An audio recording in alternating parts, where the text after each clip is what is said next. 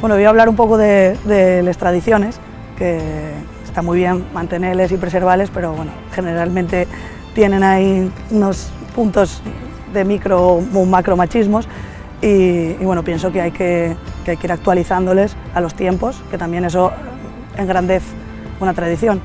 Y por ejemplo, en mi pueblo, yo soy de Tazones, pero me imagino que esto ocurrirá en la mayoría de pueblos, incluso fuera de Asturias, cuando llegue la fiesta de las fiestas patronales, del día del santo que corresponda, pues en la procesión las figuras de los santos siempre les lleven los hombres y las mujeres quedamos relegadas a llevar los ramos como un adorno más, ¿no?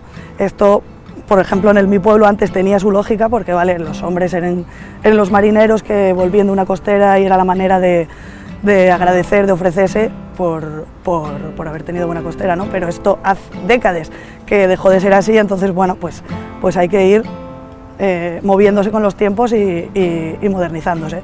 Y nosotros, desde mi generación, intentamos, bueno, desde siempre, que por qué nosotros no vamos a poder llevar el santo igual que ellos, que podemos, y bueno, hasta ahora nunca se pudo. La generación de las nuestras madres también lo intentó y no les dejaron porque era como que no se fiaban de que las mujeres pudieran hacer eso.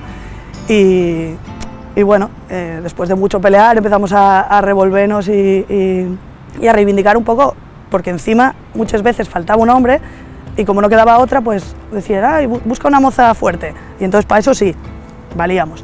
Pero entonces, claro, dijimos, yo quiero llevarlo, quiero que lo llevemos todos y ser igual que ellos.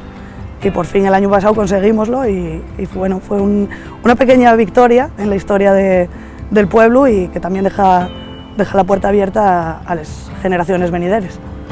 Este 8 de marzo, por una sociedad sin machismo.